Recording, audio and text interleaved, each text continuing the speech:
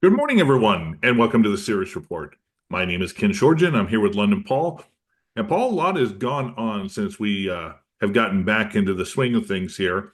One of the more, I think, uh, incorrectly discussed topics has been in regards to what happened with the Azerbaijan aircraft being hit, shot down, or you can name a number of different things while over Russia, and of course, what's going on with the pretty much across the entire globe of leaders leaving immediately after Trump gets elected.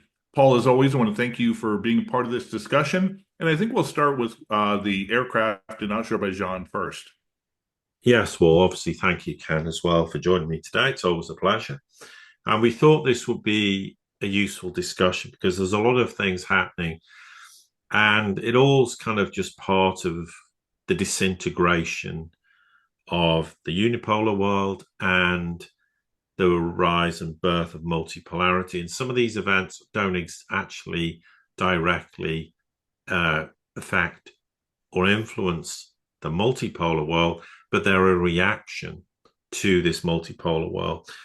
And we'll start first off, as Ken said, with what happened with Azerbaijan, because effectively there's been this preliminary investigation where a plane was believed to be shot down over the airspace above Grozny, which is the capital city of the southern Russian Republic of Chechnya.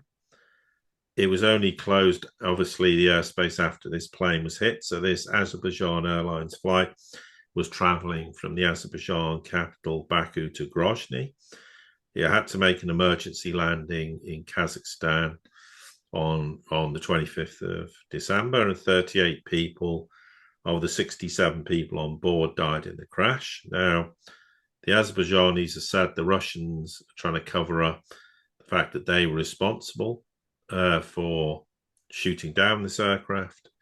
Now, the Russians have come out and said, yes, it occurred in Russian airspace, but didn't accept responsibility for doing so. Now, of course, people will say, well, they would do. But it's also worth noting the following: that yes, Russia's air defense systems were active when the plane attempted to land in Grozny, and that the area was being apparently attacked by this is the Russian statement, Ukrainian combat drones. Now, the obvious question is, what is Ukrainian combat drones doing over the territory of Grozny in the first place?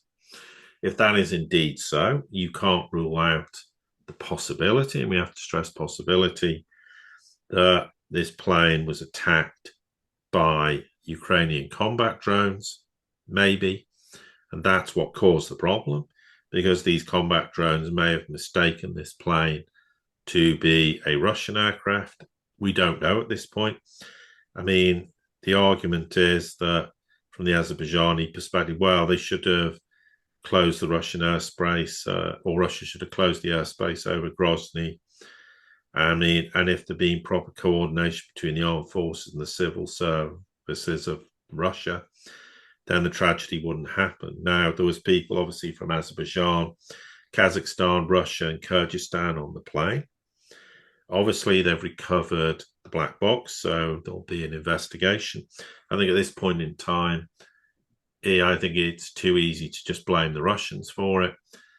I think the investigation hopefully will be impartial, given it's going to take place in Brazil because it was a Brazilian made plane. Then we should get some conclusive understanding of what happened. But of course, if it was the Russian air defense system that shot it down, then why would that be the case? But let's just say, for argument's sake, it is. Then how do you differentiate that from being a Ukrainian combat drone? To me, it was a bit interesting to hear the Russia say there was combat drones in Grozny, of all places. A bit surprised given its geographical location, but it is what it is. But again, this could have been purely accidental, whether it was the Ukrainians or the Russians. Or, and I'm sure from the Russian perspective, it most certainly would have been if they were responsible. But Does this materially change relations between Azerbaijan and Russia? I very much doubt. I mean, there's going to be a lot of noise because Azerbaijan has to make a lot of noise and blame someone, because otherwise the populace will get very angry and say you're not doing, excuse me, anything about it. But again, it's indicative of the fallout of a Ukraine war, and clearly it could be, of course, argued that Russia's defense systems were trying to target the drones and accidentally targeted the Azerbaijan plane, this air flight plane traveling, as you said, from Baku, which is Azerbaijan's capital, to Grozny. But at this point, we don't know. But it's not something that's had a huge amount of coverage. I've seen a lot of people talking about it, but it's kind of a bit like MH17, but with a different twist to it. And of course, at the end of the day, I don't suspect we'll ever properly know what happened, even though people have come to conclusions about MH17 as an example. But time will tell. But I thought it was something that was worth discussing, because you're not seeing it talked about elsewhere. Or if you are, it's sensationalistic headlines that don't have any basis in reality. Yeah, and something that I have not seen in the alt media, and I'm going to put a tiny bit of speculation on this, but I'm going to back it with what's going on. Obviously, Moscow has been involved in the Armenian-Azerbaijan peace talks. They've now been sort of relegated as an observer. The West is, especially the U.S., has been able to weasel their way into that. But who would benefit that? We're looking at, of course, something like the Zangezur corridor, which has significant ties through the Caucasus for Russia, Iran, Baku, and the like. So if there was an entity that would love to see a schism between Russia and Azerbaijan, that of course is the West, NATO, the EU, United States. So you can't take out of the realm of possibilities that they weren't involved in some capacity. We don't know, just the same way we don't know for sure it's Ukraine, or that Russia did it accidentally. But there are multiple players that have an interest in breaking the friendship between Azerbaijan and Russia. Yeah, most certainly. Absolutely agree with that. Now, moving over, since the Trump election, we have seen just radical changes in regards to leadership. I think starting with Freeland in Canada, who just said enough is enough, and she quit. She was the biggest ally for Justin Trudeau. We saw what's going on in Germany, where they're going to have flash elections on February 23rd. We, of course, are seeing a degradation in Britain with Starmer's support and Labour as a whole. And there's just a number, and that doesn't even count the fact that yesterday or the day before, Trudeau actually put in his resignation. So we definitely want to talk about all these things as the unipolar world is suddenly falling by the wayside. Yeah, I think this, and I talked about this on X going back originally 14, 15 months ago, made points since then that for me, there was a clear signal that and an intent in the West to go unipolarity privately has failed. We're going to have to politically do something different to try and appeal to the masses of the people, but also maybe to give ourselves some credibility boost with the global South countries and then resell us, go, we're this new brand of politics. We're different. We're not like these left neoliberals. We're going to be the right, in inverted commas, supporters of Reaganomics. So you're hearing all these statements coming out about small government, a lot less regulation in the financial sector, which is a disaster, and all these lower taxes. It all sounds great, and it's to try and get people to not vote for traditional parties, particularly, or parties that are sort of on the opposite end of the political spectrum to the governments we've seen previously in Western nations. So you make the point Trudeau's gone, yeah. For France, Macron's been a bit of a lame duck, and they've had to appoint another prime minister. We'll see how well that works out. There is the German elections, and traffic light coalition completely fell apart, as we predicted and expected to happen before it even happened. Now, the question is, what happens in Germany? I think there's a big push to try and get the AfD to be the biggest party. I think that's unlikely. It's probably likely to be Merz, who's from the CDU, which is Merkel's old party, and they'll form some bizarre coalition government with part of the previous government, which completely failed. So does Germany begin to shift? Probably not, but there's a big push to try and increase the popularity with the German electorate, with the AfD, no doubt about it. And this is kind of just indicative of this big shift to try and get more political parties who have a very different perspective. So the AfD have already said they want to, if they were to be elected, for argument's sake, to recommission Nord Stream, get that switch back on. But the thing with the AfD is they've kind of talked about leaving the European Union. They've talked about leaving NATO even. So does that really fit in with the US perspective?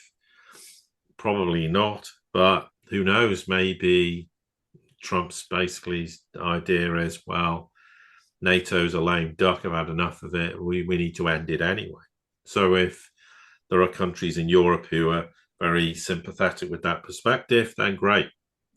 But it doesn't mean that putting these political parties in is the answer or the solution. They'll be very popular on some level, but I'm not sure they have the necessary criteria or credentials to make an effective government. I mean, it's very clear, even though the Labour government's not long been in office, and we've made this point on social media as well, there's a move to basically collapse the Labour government and a desire to put reform in as a government. I don't think the British people are going to vote for reform in sufficient numbers to do so. And particularly not if that election was to happen now. And there's even, social media's gone involved talking about who should be the leader of reform. And it's kind of getting a little bit out of hand, but it doesn't matter. It's just a talking point. But I think a lot of this is being driven from the United States and from the right and from the Trump perspective. But it's an indication that the previous governments were an abysmal failure, and we're going to have to do something to try and convince people in the West that, well, you don't entirely have to abandon the political system and look for completely radical alternatives.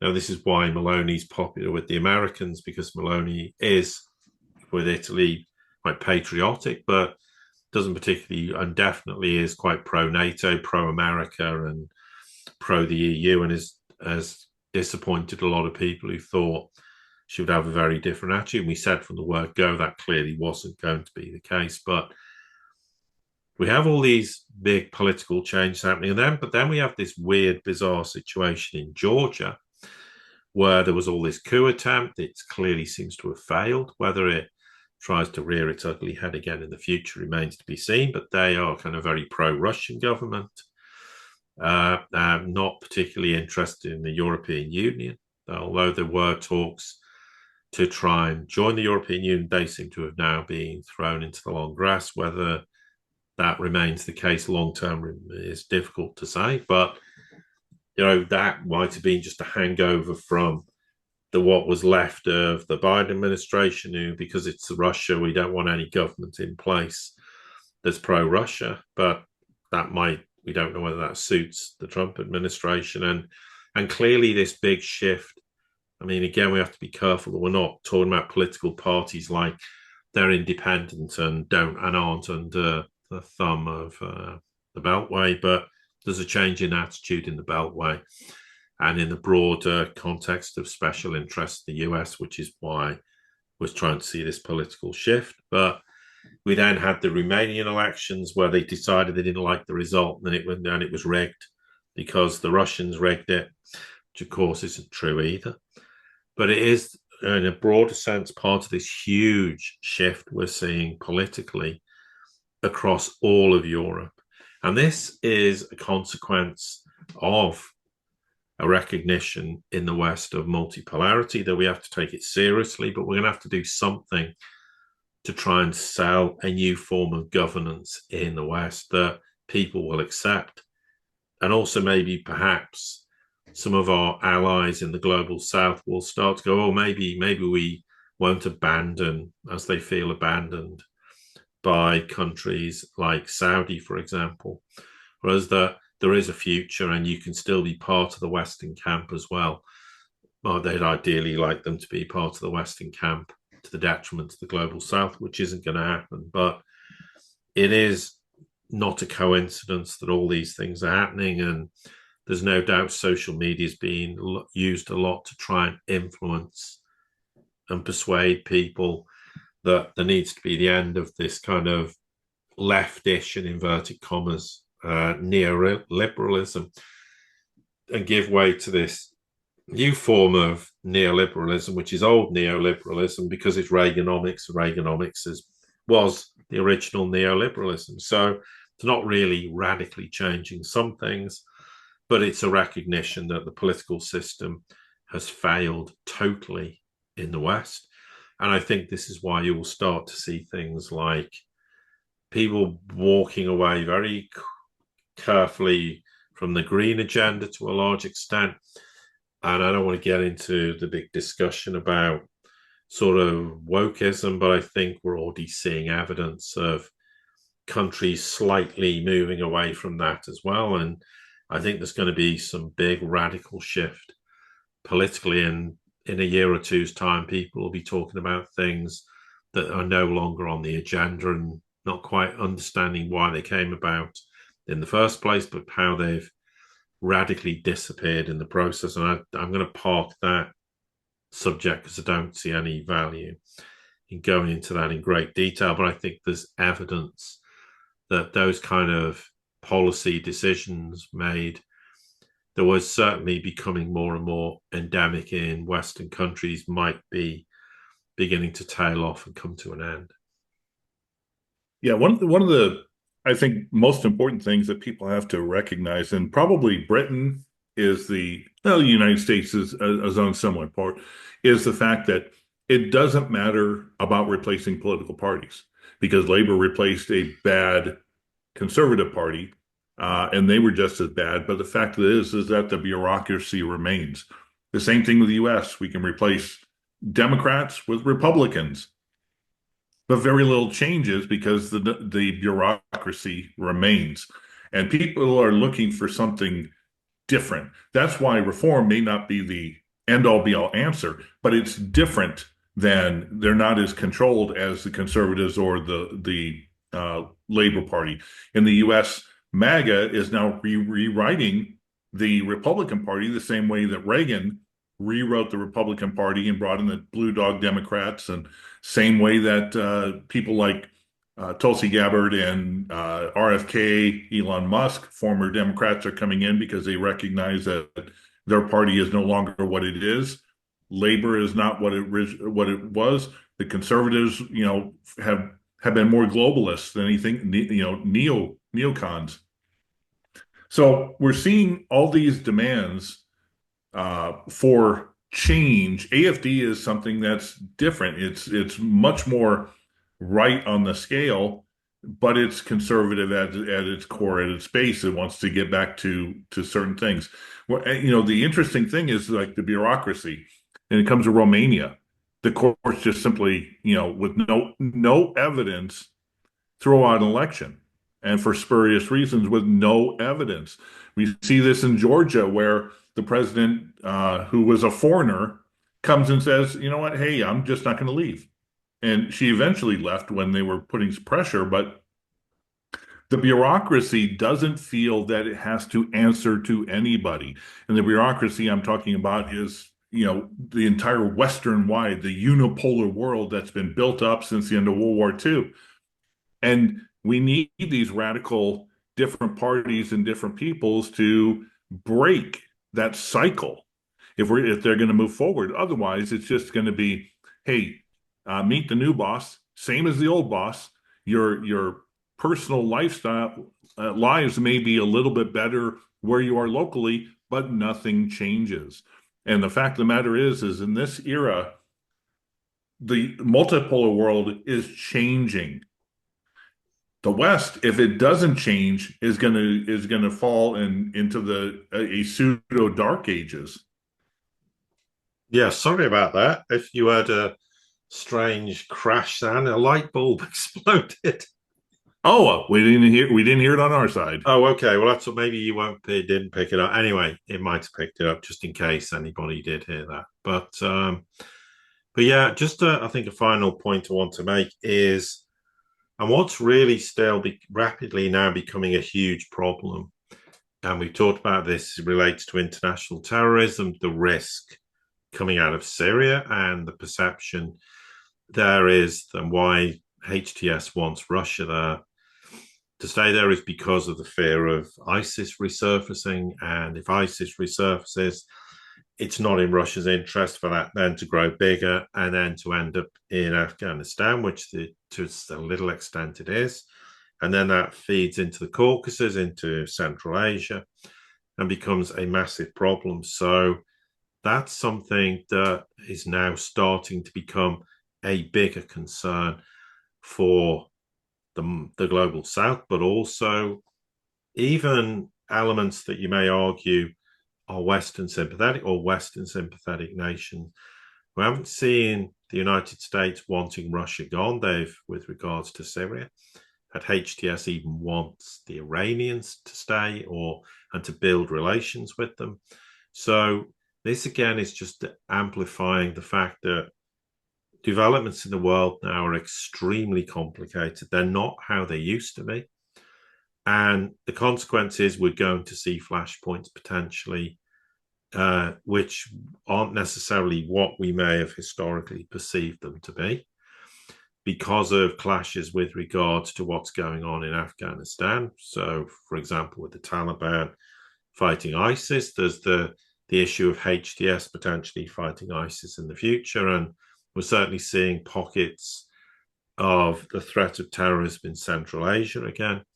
And this could also be through the Caucasus, and that includes, of course, places like Azerbaijan, Armenia, might include the likes of obviously Chechnya, etc. So this is something else that is going to start to become more and more of a problem, and it's going to become a universal problem and not something that previously in the past was a situation where it was, well, the West is responsible for all the terrorism. It doesn't really matter which terrorist faction is fighting another. It's actually not like that anymore. And it's arguably difficult to comprehend how that can be the case, but there's certainly clear evidence in Syria, which is why, as we said, HTS doesn't want Russia to leave, because they think Russia can provide superior bombardment and support like they did to Assad to eliminate ISIS between about 2015 and 2018.